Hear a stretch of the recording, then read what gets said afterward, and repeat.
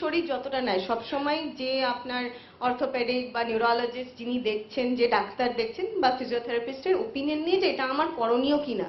কিন্তু কিছু কিছু যোগাসন, ধরুন আপনার যেটা প্রাণায়াম বা যেটা মেডিটেশন, সেটা করার জন্য কোনো ফিজিক্যাল অ্যাজ সাচ এবিলিটি লাগে না, ওগুলো কিন্তু রিল্যাক্স করতে খুব হেল্প করে। মানে যোগার খুব এভিডেন্সও আছে। পার্কিনসনের জন্য there are a lot of research that physical exercise slows down the progression. So that's very important. Physical exercise doesn't mean that going up and down the stairs, মানে একটু cardiac, মানে pulse rate বাড়ে, brisk walking, একটু free hand exercise. This is very important. Free hand exercise মানে ये 20 times forward, 20 times backward, both hands. And each person is different. Each person's extent of physical exercise is different. You should go as much as you can, at least 40 to 50 minutes a day. I'll give you one example. I was in Canada. I saw a gentleman from India, Sardarji, Fauja Singh. You can type Fauja Singh on the Google and you'll find it. He was 96 years old and he was running marathon at that time. Marathon mane 42 kilometers. And he started to run at the age of 82. Before that, he was inactive. He went to England with the son. Nobody was taking care of him. So he thought, what to do? Let's start running. And in 10-15 years' time, he was running full marathon 48. So he has a record holder of running marathon at the highest age. আমার ব্যক্তিগত জীবনে কতগুলো experience আমি gather করে আজকে এখানে এসেছি। আমি জিওলজিক্যাল সার্ভে অফ ইন্ডিয়া থেকে একজন পিএস হিসাবে রিটায়ার করেছি এবং সেখান থেকে আমি জন্মের জ্ঞানের পর থেকে একটা জিনিস দেখে আসছি, দুটো শক্তি কাজ করছে, যেটা একটা শুভ এবং অশুভ। মিস ডক্টর যেটা বললেন লাইটের কেসে, আমি একজন জিওলজিস্ট ডাইরেক্টরের সাথে কাজ করছিলাম, তখন আমি তার পিএ। হঠাৎ দেখি তা আমার সামনে বসে, সে খুব সকালবেলা সবে এসছেন, গাড়ি করে এসছেন, এসে দেখছেন হাঁ করছেন বা একটা আনইজিনেস আমি ফেস দেখতে পাচ্ছি। আমি বললাম, ম্যাডাম আপনার এই সিমটমটা কিসের থেকে হচ্ছে? But tiredness, nothing else. আবার no, it is not exactly that. আমার এক্সপিরিয়েন্স বলছে উইদিন 10 মিনিটস টাইম আপনার কাছে কেউ আসছে যেটা আপনার একটা ডেট অফ বার্থ ক্লাস করছে, যেটার জন্য আপনার এই সিমটমটাও হচ্ছে। But is it? Well, of course ওখানে 3 জন ডাইরেক্টর ছিলেন, তারা সকলেই সায়েন্টিস্ট। আমি তখন বললাম, দেখুন আপনি সেটা হ্যাঁ কি না, ইউ মাস্ট সি দ্যাট। আপনি এটা একটা সায়েন্সের মধ্যে পড়ে, there are different sciences chapter are there. It is a group of science. Definitely I do agree. At the same time, তখন within 5 minutes time সে এসে হাজির হলো একজন, এসে 3 জন ডাইরেক্টর বসে আছেন, তার সাথেই কথা বললাম। I will know, is it? Have you done it? Have you seen it?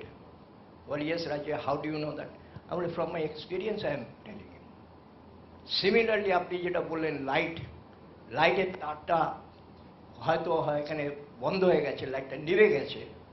আমি বললাম সেখানেও একটা শক্তি কাজ করে, যে শক্তিটা আমার প্রতিটা মানুষকে চালায়, যে শক্তিটা আমরা দেখতে পাই না। দুটো শক্তি, আমি মানুষ,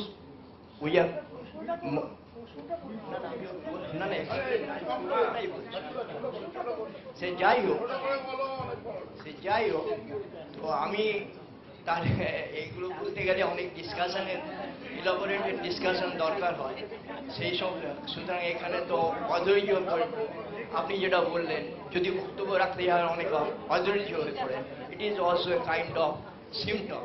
আরো অনেক প্রশ্ন আছে, আপনাকে একটু সংক্ষেপ করে নিন। It is also a symptom that you have marked.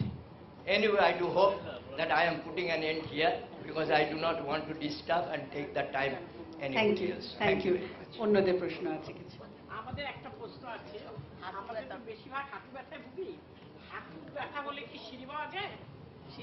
ওঠার সময় করা কি খুব কষ্ট হয়? সেটাতে কোনো ক্ষতি হয় হাঁটুর? হাঁটু ব্যথা, সিঁড়ি going up bhalo, slow.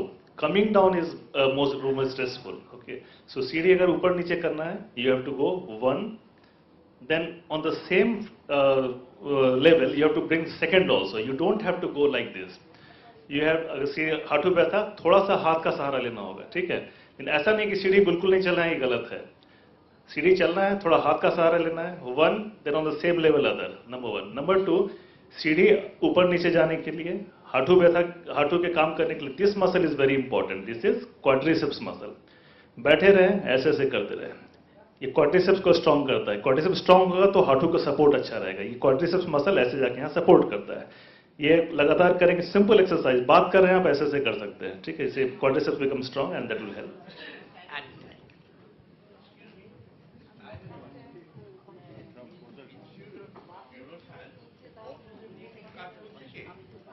অটিজমের উপরে কিছু কাজ হচ্ছে কি? আমাদের পেডিয়াট্রিক নিউরোলজি ডিপার্টমেন্টও আছে এবং তার সঙ্গে আমাদের সাইকিয়াট্রির কোলাবোরেশন থাকে। Okay. তো অটিজমের পেশেন্ট অফকোর্স আমরা দেখি এবং সেখানে আমাদের সব রকমই চিকিৎসা, ন্যাচুরালি অটিজমে তো মেইনলি বিহেভিয়ার থেরাপি, মানে সাইকোলজিক্যাল ট্রিটমেন্টগুলোই বেশি চলে, সবকিছুই প্রোভাইড করা হয়। আর এটা কি, এটা কোনো টাইমিং কিছু আছে যে যেকোনো সময়? না না, এখনো মানে আমরা বুঝতেই পারছেন 5 বছর হয় যে হাসপাতালটা হয়েছে, এখনো ফুল ডেভেলপড ইউনিট আসেনি, but we do have every facility. আপনি যখনই আসবেন সম্ভব। পেলাম এখানে, হ্যাঁ, হ্যাঁ। তাই জন্যই আমি জিজ্ঞেস করছি অবশ্যই। অটিজম নিয়ে কিছু কাজ হচ্ছে কিনা। হ্যাঁ হ্যাঁ, অবশ্যই। There's a gentleman, Dr. Rajiv Samanto. He is pediatric neurologist and his special interest in that. Only recently we had Autism Day and we celebrated that. And he has a good group, good psychiatrists, psychologists. So we can provide comprehensive treatment for the patient. So there are patients being treated for autism. We are thinking of research also. Autism, as you understand, is genetic disorder sometimes non-genetic disorder. It needs huge infrastructure to do research in such cases, a huge amount of money. Unfortunately, in West Bengal and especially in India all over, money is not coming for research. Money is coming for the care, but not for the research. So that's the issue. Thank you.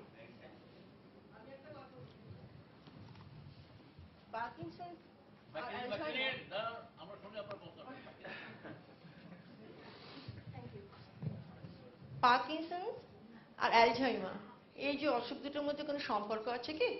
তাহলে যদি একটু বলেন please. Parkinson's, as she showed, dementia to symptom Parkinson's, but Alzheimer's completely different. Alzheimer's dementia different. So in Parkinson's disease, you may have symptom like Alzheimer's disease, but both diseases, pathology, treatment is different. So no direct contact between them. আর একটু simplify করে বলে দিচ্ছি একটা, যে যদি ধরুন dementia, এই কথাটা হচ্ছে জ্বর হয়েছে বলার মতন। এবার যেরকম জ্বরের পিছনে ম্যালেরিয়া হতে পারে, ভাইরাল ফিভার হতে পারে, টাইফয়েড হতে পারে, সেরকম ডিমেনশিয়ার পিছনে অনেক কারণ হতে পারে। একটা কারণ হচ্ছে গিয়ে পার্কিনসন্স, তার মধ্যে আরেকটা অন্যতম কারণ হচ্ছে অ্যালজাইমার্স ডিজিজ। সেই হিসেবে হচ্ছে গিয়ে ডিমেনশিয়ার সাবগ্রুপে যদি আপনি দেখেন, একদিকে পার্কিনসন্স, একদিকে অ্যালজাইমার্স, আরো অনেক কারণ আছে। ঠিক আছে? আচ্ছা, আমার না স্ট্রোক হয়েছিল, এখন হাঁটা চলা করলে না শ্বাস প্রশ্বাসের খুব কষ্ট হয় আর এই হাঁটু দুটো ব্যথা করে। আমার 2 বছর আগে স্ট্রোক হয়েছিল, এমবি বিল্লাতে ভর্তি ছিলাম। Achha. No, what happens, you can in Bangla when I speak. नहीं नहीं, वो हिंदी में बोलिए, हम अच्छा, समझे। ठीक है। स्ट्रोक में ऐसा होता है कि कमजोरी आ जाती है मसल्स में। हाँ, sorry, can you please hold this? Okay. और जब हाथों व्यथा होता है तो ये बहुत स्ट्रांग होना जरूरी है। स्ट्रांग नहीं होगा तो होल्ड नहीं कर पाएगा। हाथों व्यथा है, स्ट्रांग है तो काम चल जाता है। हाथों व्यथा है, स्ट्रोक हो गया तो वीक हो गया, तो सपोर्ट करने वाला कोई रहा नहीं, तो व्यथा भी ज्यादा और चलने फिरने में दिक्कत। तो स्ट्रोक और दोनों में सीधा कनेक्शन नहीं है, लेकिन स्ट्रोक होने से हाथों व्यथा ज्यादा होता है, स्ट्रोक होने से चलना फिरना कम होता है। उसमें दोनों ट्रीट करना होगा, स्ट्रोक भी ट्रीट करना होगा और नी पेन भी ट्रीट करना होगा। जो भी खाते हैं ना, सांस प्रश्वास लेने में तकलीफ होता है, अच्छा, दवा खाते रहते हैं हम। अगर सांस में दिक्कत हो रही है तो ये भी देखना होगा कि चेस्ट या हार्ट का प्रॉब्लम तो नहीं है। ईसीजी करना चाहिए, एक बार इको करना चाहिए, क्योंकि केवल हाथों व्यथा में या स्ट्रोक में सांस में दिक्कत नहीं होना चाहिए।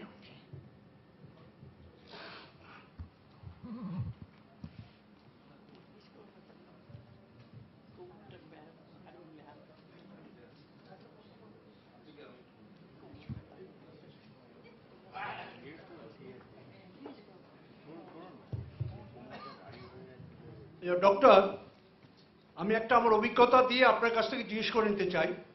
আমার এজ 71। যখন 60-তে আমি রিটায়ার করি, আই ওয়াজ সেলস রিপ্রেজেন্টেটিভ, সারা ভারতবর্ষ ঘুরতাম, 10টা 11টা 12টা ট্রেন ধরতাম, তারপর হোটেলে আসতাম। রিটায়ার করার পর আমার ভেতরে একটা ডিপ্রেশন আসে, কেন জানি না, হঠাৎ ভয় ভয় করতো, বেরোতে ইচ্ছে করতো না, রাস্তায় গেলে ফিরতে পারবো কিনা। তা আমি একটা সিনে ক্লাবের মেম্বার ছিলাম, আমার ক্লাবের প্রেসিডেন্ট ডক্টর ছিলেন, 5টা MA, তিনি ফিজিশিয়ান ছিলেন। তাকে বললাম, তিনি বললেন একটা কাজ করো, তুমি কবিতা মুখস্থ করো, কবিতা আবৃত্তি করো, মুখস্থ করবে, দেখে করবে না। কারণ এই যে জোর করে তুমি মুখস্থ করবে, তাতে ব্রেনে একটা এক্সারসাইজ হবে এবং তাতে তোমার এই ব্রেনটা থেকেই তোমার আস্তে আস্তে সমস্ত। এবং বিশ্বাস করুন, আমি খুব মিরাকল রেজাল্ট পেয়েছি। আমি 2 পাতা 3 পাতার কবিতা মুখস্থ করেছি, মুখস্থ হবে না, কিন্তু জোর করে করেছি, করার পরে দেখেছি আমার মুখস্থ আছে। এবং কবিতা করলেই তো হবে না, আমাকে কবিতা করতে কে চান্স দেবে? লোককে বলতে আমাকে একটা কবিতা করবো, একটা কবিতা করবো। এরকম করতে করতে দেখা গেল যে আমার কিন্তু সেই ডিপ্রেশনটা চলে গেছে। এবং এখন আমি রাত্রি 11টা 12টা যখন তখন আমি যে কোনো জায়গায় নন্দন এলাকা থেকে যে কোনো জায়গা থেকে আমি বাড়ি ফিরতে পারি। কিন্তু রিসেন্ট এক সপ্তাহ ধরে একটা দেখা যাচ্ছে, আমার হাত থেকে কোনো জিনিস পড়ে যাচ্ছে হঠাৎ। এটা কেন হচ্ছে আমি বুঝতে পারছি না। এটা কি পার্কিনসনের সিমটম আসছে? হাত থেকে পড়ে যায় মাঝে মাঝে কোনো জিনিস। কাঁচের গ্লাসে কালকে সবগুলো মুষ খেতে যাচ্ছে, হাত থেকে পড়ে গেল কাঁচের গ্লাসটা। এটা কেন হচ্ছে?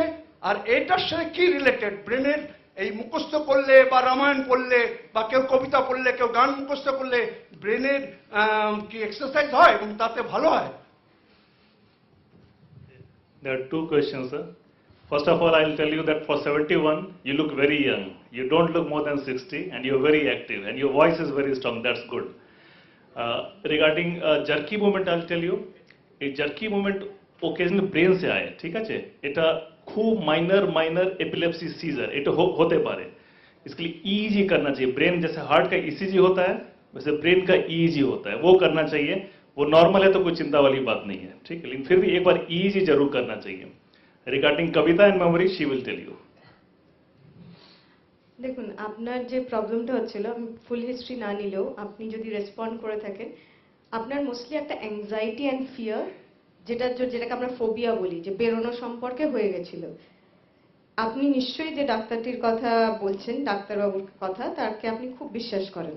এবং যখন উনি আপনাকে ওই বললেন যে এটা মুখস্থ করলে আপনি ভালো হয়ে যাবেন, বেসিক্যালি কিন্তু মুখস্থ করার সঙ্গে আমার বাইরে বেরোনোর কোনো ডাইরেক্ট লিঙ্ক নেই। কিন্তু এই যে মুখস্থ করাটা আপনার একটা মোটিভেশন এলো এবং আপনার মনের মধ্যে একটা বিশ্বাস জন্মালো। It's all again in your thought process, একটা কগনিটিভ প্রসেস চলছে যে এটা উনি বলেছেন, এটাতে আমি ভালো হব। 1 সেকেন্ড হচ্ছে, যেই আপনি মুখস্থ করে ভালো বলছেন, আপনার একটা আলাদা মোটিভেশন এলো যে বাইরে বেরিয়ে আমাকে বলতে হবে। আমি যদি কবিতাটা পড়লাম আর কাউকে শোনালাম না, তো সেটার তো কোনো আনন্দ নেই।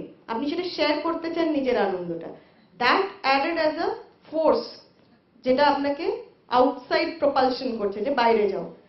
ন্যাচারালি যখন আপনি অতটা ভালো জিনিস ভেবে যাচ্ছেন বাইরে, আপনার এটা হচ্ছে থার্ড জিনিস। একটা তো মোটিভেশন হলো, সেকেন্ডলি আপনার বিশ্বাস, আর থার্ড যেটা হচ্ছে, আপনার যখন একবার বাইরে বেরিয়ে আপনি দেখছেন যে খুব একটা অসুবিধা হচ্ছে না, কারণ আপনার মনটা তো রয়েছে কবিতার মধ্যে। You are completely distracted, defocused from the actual feared situation, যেটা আপনি ভয় পাচ্ছেন বাইরে বেরোনো। আপনি তো ভাবছেন কবিতাটা বলতে হবে, আমি কবিতাটা মনে আছে কিনা, কবিতাটা মনে আছে কিনা, আমি যে ভয় পাই সেটা মনে হচ্ছে না। So that defocusing helped. So এই 3টে মেকানিজম কাজ করেছে।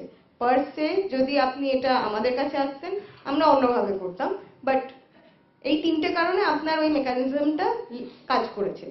এখন সেটা মানে defocusing, distracting yourself from the symptom, facing the symptom, মানে যেটাকে ভয় পাই, অহেতুক ভয় পাই, সেটাকে সামনা করা, ধীরে ধীরে সামনা করা, এবং সেটা করার পিছনে একটা অ্যাডিশনাল কম্পালশন বা ফোর্স থাকা দরকার, যে হ্যাঁ আমি করব। সেই জন্যই আপনি পেরেছেন। ডিপ্রেশন আপনার ছিল না, নাহলে পারতেন না, কবিতা মুখস্থ করতে পারতেন না ডিপ্রেশন বলে, ঠিক আছে? সেই জন্য I think it worked very well for you, it's very good. আর আরেকটা সেকেন্ড জিনিস হচ্ছে, আপনি যত বেশি পড়াশুনো করবেন, যারা এটা দেখা গেছে যে ইন্টেলেকচুয়াল এবিলিটি যাদের বেশি, যারা হাই ফাংশনিং পড়াশোনার জগতে থাকে, তাদের ক্ষেত্রে স্মৃতিশক্তির প্রবলেমটা হবে। সবারই বয়সের সঙ্গে হয়, তাদেরও ডিমেনশিয়া হতে পারে। কিন্তু ধরুন আমার লিমিট হচ্ছে গিয়ে 150, আর আমি ধরি, আমি জাস্ট এমনি বলছি, যদি আমি 100 এর নিচে নামি তার মানে আমার ডিমেনশিয়া, ঠিক আছে, বা আমার রিয়েলি প্রবলেম হবে। এবার যদি আমি থাকি 150-তে, ন্যাচারালি সেটা ডিক্লাইন করে আমার 100 পৌঁছতে অনেক বেশি সময় লাগবে কম্পেয়ার্ড টু সামওয়ান যার ফাংশনিং লেভেল হচ্ছে 115, 110 বা 115 খুব তাড়াতাড়ি ডিক্লাইন করে নিচে চলে যাবে। এবং যত আপনি অ্যাক্টিভিটি করছেন, সেটা physical exercise mainly, cognitive exercise, যত আপনি বই পড়ছেন, পাজলস করছেন, নানা রকম অ্যাবস্ট্রাক্ট থিঙ্কিং করছেন যে এটা থেকে কেন ওটা হলো, এই যে জিনিসগুলো করা, চেয়ার টেবিলের মধ্যে সিমিলারিটি কি, এই সব ভাবা, এটা যত বেশি করছেন তত কিন্তু আপনার ব্রেনের অনেকগুলো নিউরন যেটা নর্মালি ঘুমিয়ে থাকে, কারণ আমাদের ব্রেনে অনেক এক্সেসিভ নিউরনস থাকে, কিছু বেশিরভাগই ঘুমন্ত থাকে, কাজ করে না, তাদের যদি যত বেশি কাজ করাবেন তাদের এবিলিটি বাড়ে, তো ইয়োর কগনিটিভ রিজার্ভ ইনক্রিজেস। তো যার কগনিটিভ রিজার্ভ বেশি তার naturally memory problems leading to socio occupational dysfunction, যেটাতে সে কাজকর্ম করতে পারছে না বা অসুবিধা হচ্ছে, কম্প্যারেটিভলি লেস হবে। এইভাবে mental exercise and physical exercise help করে। আমাদের যেটা হয়, আমার এক দিদি আছেন লাম্বার স্পন্ডালাইটিস। এখন তার প্রবলেম হচ্ছে যে তার পা হচ্ছে কোমর থেকে পাগুলো শুধু ঝিমঝিম করে, এবং যদি হাঁটা চলা করে তাহলে ঠিক আছে, যখন ওই বেশি কখন টিভি দেখছে বা বিছানায় বসে রয়েছে মাঝে মাঝে পাটা ফুলে যাচ্ছে, ঝিমঝিম করছে, এই জিনিসটা। আর হাঁটুতে তার ব্যথা রয়েছে, বেশি হাঁটলেও কষ্ট হয়। তাই এটা ওই যে পা ঝিমঝিম করা, সব সময় একটা কোমর বলে একটা ভার ভার ভাব, এটা কি কোনো পারকিনসনের লক্ষণ? 65 এজ। আর একটা জিনিস হচ্ছে অ্যাবসেন্ট মাইন্ড। ধরুন কোনো কথা, এই যে আপনার সঙ্গে আমি কথা বলছি বা কারোর সঙ্গে কথা বলতে বলতে ওটা অন্য মনস্কতা ভাব, এই জিনিসটা প্রায় হচ্ছে। এটা একটু যদি কাইন্ডলি বলেন please. First part was 65 years old, your sister, having paw jim and heaviness. এটা পার্কিনসন লক্ষণ না, এটা দু ডিজিজ, একটু lumbar spondylosis, second restless leg syndrome. This is a very simple disease, lack of dopamine in different part of brain, and one medicine can improve that. So if এটা Parkinson লক্ষণ না, I think it's a combination of spondylosis and restless leg syndrome. What is the second part? Second part যেটা বলছেন absent minded হয়ে যাচ্ছে, মানে কথা বলতে বলতে নিশ্চয়ই আপনার, মানে আপনারা কথা বলছেন, উনি অন্যদিকে অন্যমনস্ক থাকছেন, এটাই তো বলতে চাইছেন। তো এইটা এটা can, it is just a symptom. এটা আপনার ডিপ্রেশনের ব্যাকগ্রাউন্ডে হতে পারে, অ্যাংজাইটি ডিসঅর্ডারের ব্যাকগ্রাউন্ডে হতে পারে, এবং এটার জন্য যদি ওনার অসুবিধে হচ্ছে সেটা অ্যাসেস করা দরকার প্রধানত। দ্বিতীয়ত হচ্ছে গিয়ে এই যে উনি এতটা অসুবিধের মধ্যে শারীরিক আছেন, সেটাও এক্সপ্লেন করেন যে ওইটা নিয়ে হয়তো ভাবছেন, কিন্তু এটা তো জল্পনা কল্পনা করে লাভ নেই। তো আমাদের উনি কিরম আছেন, ওনার মনের অবস্থা কি, উনি কিরম কথাবার্তা বলছেন, কিরম আচরণ করছেন, সেটা অ্যাসেসমেন্ট দরকার। কেন ভুলে যাচ্ছেন বা কেন অন্যমনস্ক থাকছেন, ঠিক আছে? আমি জানি আপনাদের প্রশ্ন শেষ হবার নয়, অনেকের অনেক প্রশ্ন থেকেই যাবে, কিন্তু আমার একটা ছোট প্রশ্ন আছে to both of you. Today the theme is anybody can get Parkinson's disease. Is it only a old man's disease or only a man's disease or a woman's disease? You are not that lucky. It is disease of male as well as female. The ratio is 1.2:1, so almost equal. That's number one. Regarding old man disease, yes, it's more common after 60, but 10% of the of Parkinson's is less than 50. Nowadays, we are seeing, I have many cases, 35 years, 40 years, and it's so sad to see they have started their career, software engineer, and now they have Parkinson's disease. So they have to adjust their whole life because of Parkinson's. So 10% young onset can occur, but 90%